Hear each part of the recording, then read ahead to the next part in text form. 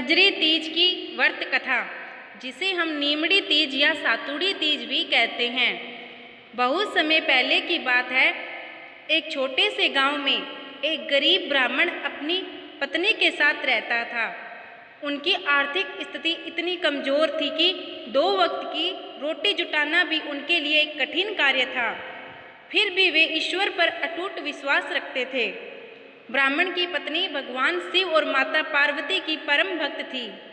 एक दिन भाद्रपद मास के कृष्ण पक्ष की तृतीया तिथि आने पर उसने मन ही मन निश्चय किया कि इस वर्ष वह पूरी श्रद्धा भाव से कजरी तीज का व्रत करेगी।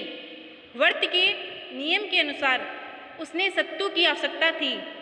उसने अपने पति से विनती की, मुझे व्रत पूरा करने के लिए सत्तू चाहिए, आप कहीं से इसका प्रबंध कर दीजिए। गरीब ब्राह्मण पत्नी की बात सुनकर चिंता में पड़ गया। उसके पास 1 पैसे तक नहीं थे। फिर भी उसने सोचा कि मेरी पत्नी की आस्था टूटनी नहीं चाहिए। वह किसी तरह साहूकार की दुकान पर पहुंचा। उस समय साहूकार सो रहा था। ब्राह्मण ने चुपचाप 1.25 किलो चने की दाल, घी और शक्कर तोलकर चक्की में पीसा और सत्तू बना लिया। जैसे ही वह जाने लगा तो साहूकार जाग गया और जोर से चोर चोर चिल्लाने लगा। ब्राह्मण ने घबराए बिना कहा, मैं चोरी करने नहीं आया। मेरी पत्नी ने आज कजरी तीज का व्रत रखा है और उसे सत्तू चाहिए था। मेरे पास सत्तू खरीदने के पैसे नहीं थे, इसलिए मैं सिर्फ 1.25 किलो सत्तू बनाकर ले जा रहा हूँ। इसके अलावा मैंने और कुछ भी नहीं लिया।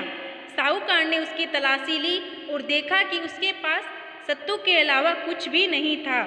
यह देखकर उसका हृदय पिघल गया। उसने ब्राह्मण से क्षमा मांगी और बोला, आज से तुम्हारी पत्नी मेरी बहन है। उसने न केवल सत्तू उसे दिया बल्कि कुछ धन और राशन भी भेंट किया। इस प्रकार माता पार्वती और भगवान शिव की कृपा से ब्राह्मण की पत्नी का व्रत सफलतापूर्वक पूर्ण हुआ।